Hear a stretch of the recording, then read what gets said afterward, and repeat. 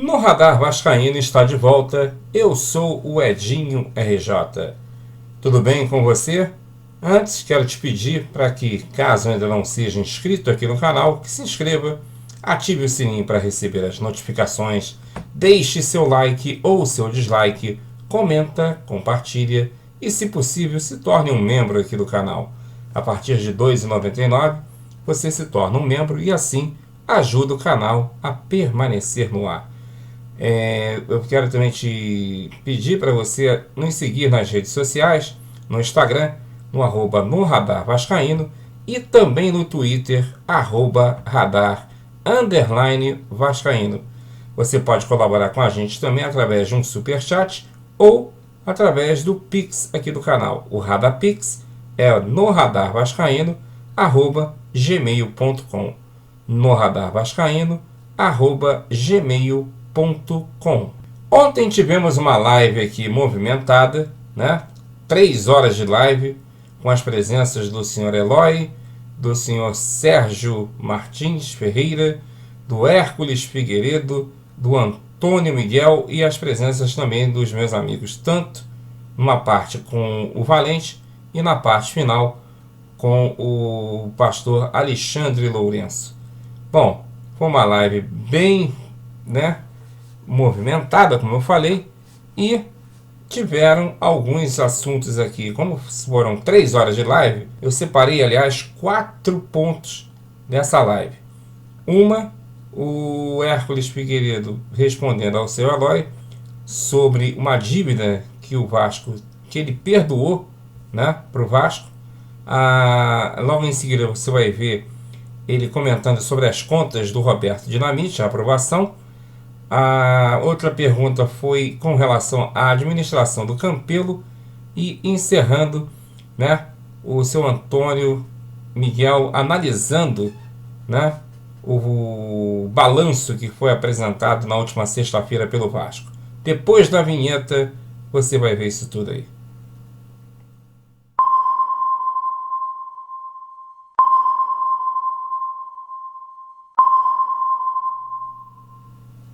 Bem, como eu falei, vamos começar aqui mostrando, na sequência, começando com o seu Eloy perguntando ao senhor Hércules Figueiredo como foi que ele perdoou a dívida que o Vasco tinha com ele. Vamos acompanhar. Quando o processo tem o trânsito julgado, tem a execução.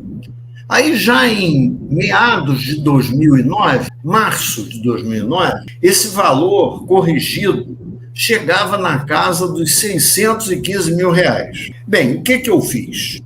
Eu fiz um acordo com o presidente Roberto Dinamite de que eu não receberia esse dinheiro e o único compromisso que o Vasco teria seria de colocar no quadro de avisos esse acordo, que era um acordo de 2 folhas só, no qual dava ciência ao quadro social desse acordo, ficando pelo mesmo tempo que a carta que me eliminou do quadro social ficou exposta no quadro de avisos, 2 anos. Muito bem, eu sei dizer que esse acordo foi cumprido durante 30 dias. A carta foi colocada lá no quadro de aviso durante 30 dias, quadro da secretaria, e aí o que ocorreu foi o seguinte: alguém mandou retirar essa carta do quadro de avisos, porque havia uma coisa corrente lá que era o seguinte: quando associados examinavam de aviso e viam a carta, comentavam em voz alta o seguinte: puxa, até que enfim apareceu para doar alguma coisa para o clube, que atualmente só se rouba. Aí mandaram tirar o troço, mandaram tirar a carta. Eu podia até ter recorrido disso, mas não recorri, deixei a coisa correr, seguir o fruto, seguir em frente. Então, essa, Eloy, é a história dessa doação que a gente fez, que se a gente for atualizar esse valor para hoje, eu fiz o cálculo. Como? Eu fiz o cálculo hoje. Ah, fez o cálculo? com juros de 3% ao ano da caderneta e correção pelo IPCA, em torno de R$ 1.480.000. Olha, Peraí. Miguel, O olha, juros anual do salgado é 7,5%. Miguel, olha só. Eu tenho certeza que se a gente usar lá aquela máquina de calcular Tribunal de Justiça, né, com juro e correção monetária, esse nosso vai mais longe ainda do que isso, né? Eu fui conservador, só para mostrar. E olha, vou dizer uma outra coisa para você. Se eu tivesse aquele dinheiro em março de 2009, eu teria, no mínimo, multiplicado por 3 ou 4 esse dinheiro, com aplicações até razoavelmente conservadoras, né? Mas, enfim, é isso. Quer dizer, essa é a história, né? Eu abri mão desse... Então, quer dizer... E fiquei muito feliz por isso, né? Não me sentiria bem de receber assim, dinheiro do clube, coisa que tem muita gente que tem prazer em receber, né? É o que a gente nota, né? Por aí. Então quer dizer que o Salgado está com juros de 7,5% ao ano, já com prazo para receber até 2023, e você abdica de receber uma indenização legítima por tudo que fizeram com você. Olha que diferença, hein, gente? Pelo amor de Deus. Esse é o Vasco dessa bancada, gente. Você aprovou as contas do Roberto? Olha, as contas do primeiro ano do Roberto, que foram do ano de 2008, eu aprovei com ressalvas. E vou dizer a você por que aprovei com ressalvas. Na realidade, elas poderiam perfeitamente ser reprovadas, né? Mas eu aprovei com ressalvas, considerando um cenário difícil que o Vasco estava vivendo naquele momento. Que cenário era esse? O clube foi rebaixado, né, em dezembro de 2008 para a Série B, estava sem patrocínio master, uma conversa com a Eletrobras que não andava, desandava. Quer dizer, se àquela altura dos acontecimentos o Conselho Fiscal emite um parecer recomendando a reprovação das contas do Roberto, vai patrocínio da Eletrobras, apesar de todo o esforço político, né, concentrado ali, que envolvia a figura do Sérgio Cabral, que era governador do estado, do presidente Lula, né, todo o empenho ali no sentido de a Eletrobras patrocinar o Vasco, e um contrato poupudo, foi um contrato de 56 milhões de reais durante 4 anos, 14 milhões ao ano, né? Então, dava 56 milhões. Aí eu digo, puxa vida, como é que a gente vai... E aí a conversa foi aberta no Conselho Fiscal, com o Hélio Donin, com o Jaime Loureiro. Gente, como é que nós vamos partir para reprovar isso? Vamos aprovar isso com ressalvas, vamos aprovar e colocar as ressalvas aqui para poder não criar mais um obstáculo a que o Vasco pudesse se reerguer ali, né? Muito bem. Aí, assim foi feito. Só que, como o cachimbo entorta a boca, né? O seu Roberto Dinamite, a sua diretoria, entendeu que ali nós íamos ter um conselho fiscal leniente, que ia reclamar de não apresentação de documentos, mas que depois ia aprovar. E aí, nos anos subsequentes, né, 2009, 2010, 2011, ele reprovou as contas, que não havia como aprovar. A oportunidade foi aquela, lá em 2008, né? Que foi perdida, não foi entendida, né? As razões que nos levaram a aprovar aquelas contas de 2008. Aí, 2009, 2010, 2011, continuou a banda tocar daquele jeito, a gente tinha que cumprir o nosso papel até para nos preservarmos de alguma ação de regresso que algum associado quisesse entrar, envolvendo o Conselho Fiscal como cúmplice, né, daquilo.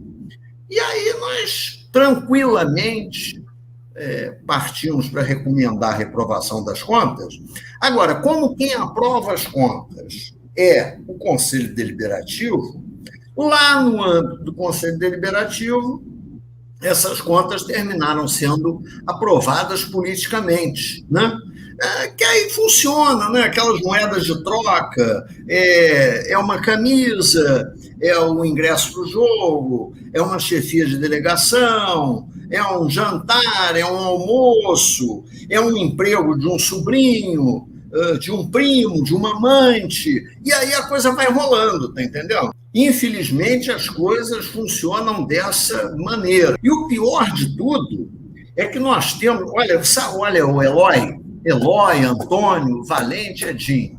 Nós temos, no nosso estatuto, uma série de conflitos de interesse que estão ali claramente estabelecidos e ninguém se toca em relação a esse troço. Por exemplo, o Conselho Deliberativo é o órgão que aprova o orçamento do clube e aprova as contas do clube. Isso, a princípio, né, nas duas reuniões ordinárias que tem ao ano. Né? Uma para aprovar contas, analisar, discutir e aprovar contas, e a outra, a proposta orçamentária para o exercício seguinte. Muito bem. Aí está lá no Conselho Deliberativo votando o presidente, os seus vices, os diretores e tal, aprovando as suas contas. Está lá o Conselho Fiscal aprovando o parecer que ele emitiu. Ou seja, não há uma separação de poderes. O que deveria ocorrer no Vasco é o que ocorre. Olha, o Brasil é uma esculhambação, não é? Vamos falar claro, o nosso país é uma grande esculhambação, mas, no entretanto, não é tão esculhambado assim.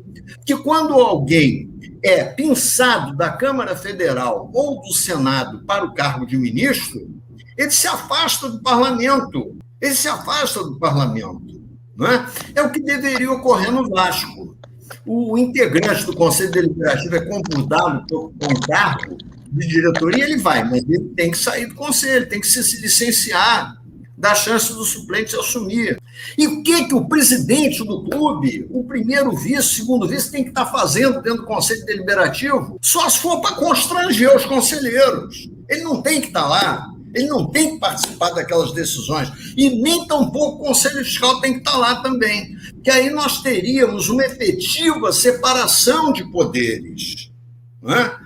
Isso daí um dia, eu espero que um dia a gente tenha um estatuto que venha a contemplar esses aspectos que são extremamente relevantes, importantes, e que acaba com esse conflito de interesses. Respondi a pergunta? Claro, lógico, evidente. Eu queria fazer uma pergunta para todos, né, no caso. Se os senhores viram essa situação que saiu ontem do Campelo, né, que ele prorrogou o contrato com a Capa até 2024, na surdina. Né? Dizem que é na surdina, mas eu não acredito, porque uma situação dessa não é para ficar na surdina. Tirou aquela cláusula que o Vasco poderia trocar de fornecedor caso o fornecedor aparecesse um outro fornecedor oferecendo mais, né? E ainda por cima alugou lá o restaurante do Calabouço por um valor menor do que estava sendo alugado, e agora o Calabouço está fechado. É que vocês viram isso aí? Já estão falando que vão fazer vão instaurar lá uma averiguação nessas atitudes aí do Campelo, que ele pode ser responsabilizado. Como é que vocês enxergam isso aí? Olha só, deixa eu antes fazer aqui um pupurri de algumas colocações aqui que eu estou ansioso para fazer. Né? Por exemplo, o perfil de alguém que, enfim, aspire ocupar um cargo de relevância no clube, né? Esse perfil tem que, no mínimo, obedecer a 3 quesitos para essa pessoa poder se credenciar, ocupar um cargo e tal. Primeiro, o sujeito precisa ser competente, ter uma competência específica naquela área onde ele vai atuar. Né? Esse é o primeiro ponto. O segundo ponto é o seguinte: o sujeito precisa ter tesão naquele troço. Está com vontade. E o terceiro ponto, que é muito importante, é disponibilidade de tempo. Como é que alguém que é empregado no banco, no BNDES, E eu imagino que ele não seja um funcionário fantasma lá, ele deve ser uma pessoa presente, deve chegar cedo lá, deve ter que cumprir horário. Quer dizer, aí essa vice-presidência de controladoria foi o quê? Um hobby? Essa vice-presidência de finanças é um outro hobby? Por isso que o projeto Somamos, o Levin deu a saída para esse troço, que é a profissionalização dos departamentos. É pegar gente no mercado que tem uma área de atuação específica, contrato sujeito, e ele vai ter que dar o retorno esperado, atuando full time na sua atividade. Esse é o caminho. Esse é o caminho, é o da profissionalização. É uma das grandes bandeiras defendidas no projeto Somamos pelo Luiz Roberto Clemenciano. E foi uma das razões que me fez apoiá-lo nessa eleição. O projeto Somamos, a profissionalização dos departamentos, é uma coisa da maior importância, né? Eu queria colocar isso. Outro aspecto que eu queria ressaltar aqui é o seguinte: o Antônio Miguel, quando discorreu com muita competência o processo que levou à comutação da pena de exclusão do quadro social por parte do Conselho de Beneméritos, ele discorreu aquilo com muita propriedade, né? E, olha, vou dar aqui um testemunho. Durante aqueles 3 anos que eu tive à frente da presidência do Conselho Fiscal e o Eurico Miranda era presidente do Conselho de Beneméritos, nós não tivemos nenhum problema, ao contrário. Nós tínhamos até algumas bandeiras comuns. Por exemplo, eu era visceralmente contra a extinção do Clube dos 13. Ele também era. Na época, criamos até uma expressão que era da espanholização do futebol brasileiro, quer dizer, pegar Flamengo e Corinthians, privilegiar com cotas de TV e os outros que se danem, né? E aí, aquilo ali, houve todo um conchavo, todo um acerto que envolveu Rede Globo, que envolveu o seu Ricardo Teixeira, saíram distribuindo título de campeão brasileiro aí para todo mundo. Aquela Taça Brasil virou campeonato brasileiro. O Roberto Gomes Pedrosa virou campeonato brasileiro. A Taça de Prata virou campeonato brasileiro. Aí, de uma hora para outra, o Palmeiras deu um salto e o Santos foi lá para cima. Unificaram, né? Unificaram esse troço. Ou seja, foi uma maneira de ir quebrando as resistências para liquidar o Clube dos 13. Sabe por quê?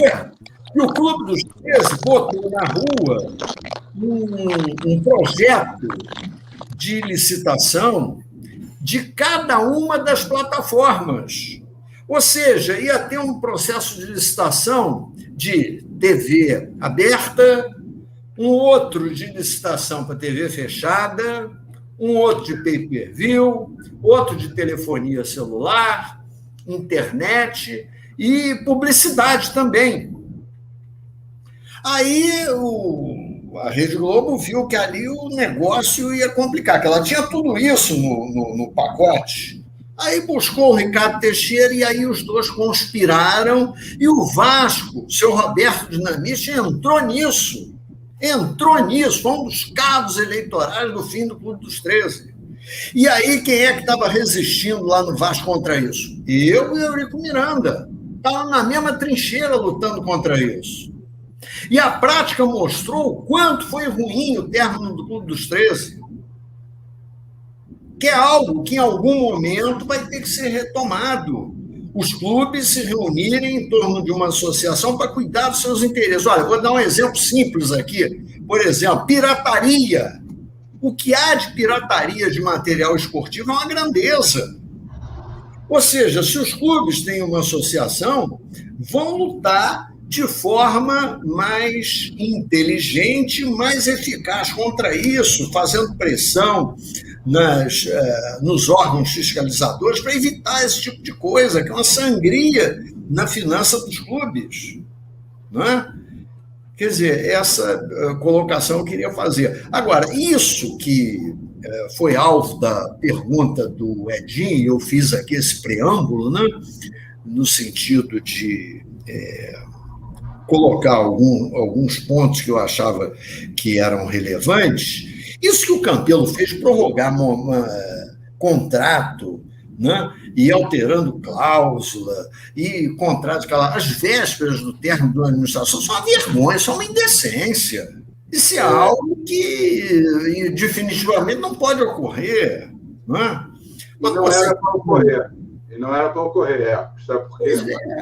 E nesse estatuto que ainda não foi votado, o presidente não pode fechar contrato, no último ano de mandato.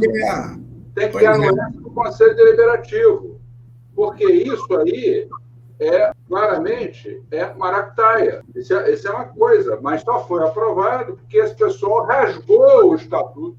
Quando eu falo rasgou o estatuto não foi votado, mas esse estatuto foi consensado no Conselho Deliberativo. Fizeram pior, Antônio Miguel, me permita um abaixo, fizeram pior do que isso. Impediram que a proposta do Estatuto fosse examinada pela Assembleia Geral. Impediram isso. Jogaram fora. Jogaram fora, simplesmente jogaram fora, por interesse. Jogaram fora todo um trabalho de 3 anos que daria uma melhoria institucional no Vasco.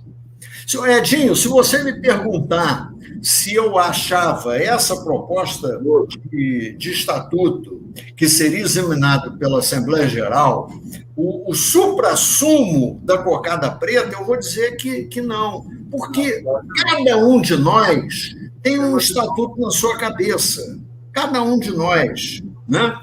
E o estatuto deve, de tempos em tempos, sofrer o quê? Aprimoramento, adaptação à legislação, não é?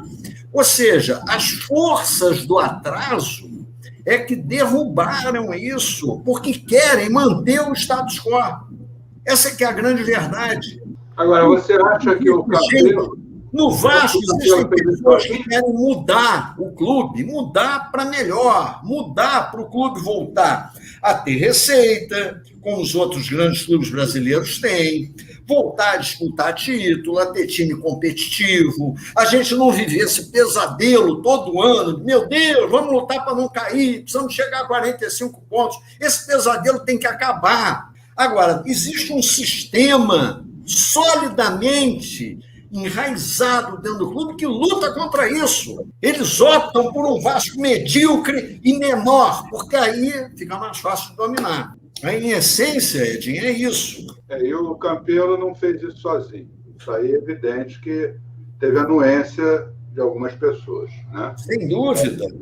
E o que você lembrou muito bem, a grande derrocada do Vasco foi a questão da extinção do Clube dos 13, que o senhor Roberto Dinamite, por falta de competência ou interesse, não entro aqui no mérito, foi o grande personagem que ele achou ótimo a extinção do Clube do 13, justamente ao contrário do que, na época, tanto o Eurico quanto o Hércules eram contra.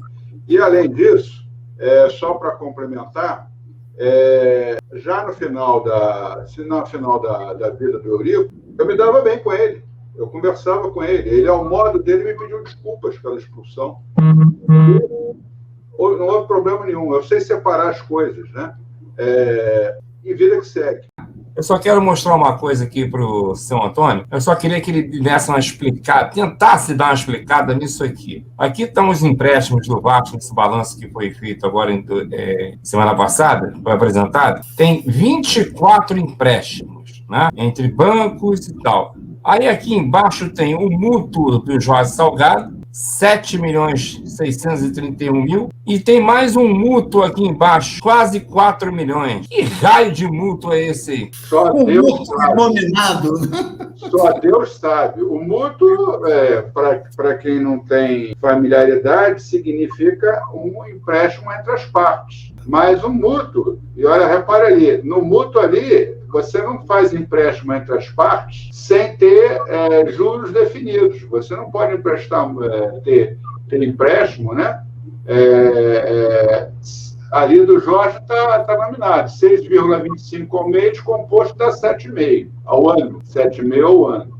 Agora, tem um mútuo ali de quase 4 milhões, que não tem os juros ali, tem que descobrir. Agora, a pergunta se tem nota explicativa falando isso. Duvido. A pergunta que eu fiz quando apresentaram lá o superávit de 65 milhões em 2018, que, na verdade, era ajuste de passivos anteriores da época do Eurico, responderam um desses personagens famosos que também trabalha no BNDES, que a auditoria tinha avalizado. Eu falei, sim, da auditoria deve ter errado, ou não auditou. Segundo, o que compõe isso aí? Tinha duas linhas no nota explicativa. Vocês renegociaram e conseguiram 57 milhões, se eu não me engano, 57 milhões de redução nas dívidas. Com quem? Quanto foi? Cadê? Está aberto? Não foi a KPMG que renegociou? Estamos esperando até hoje, mas nós somos esperançosos. Nós acreditamos que a gente vai ter essas informações. Não podemos ser incrédulos. O problema do vascaíno é que ele não acredita em nada. Falta de fé. É falta de fé. Não tem fé. No dia que a galinha cria dente, isso acontece. Sim, isso é uma questão. Ela já teve. Na questão, ela já foi dinossauro. Já foi. Virou galinha. Virou galinha. Mas já foi dinossauro. Foi dinossauro. A verdade é essa. Muito bem. Tire as suas conclusões de tudo que vocês viram aqui. Isso foi um resumo da live de ontem, né? Peço para você se inscrever no canal, comenta, compartilha, deixe seu like e nos ajude a permanecer no ar se tornando um membro, tá bom? No Radar Vascaíno volta a qualquer momento. Um forte abraço para você e valeu! Chegou @Promovasco. Produtos do Vasco por um precinho bem mais em conta. @Promovasco no Instagram e no Facebook. Camisas, capacetes, itens de colecionador. Vários produtos para você escolher. @Promovasco no Instagram e também no Facebook. Carvas Assessoria Jurídica. Seu auxílio nas áreas civil e trabalhistas. Contatos via WhatsApp 21 981902995 e através do e-mail carvas_assessoriajurídica@hotmail.com.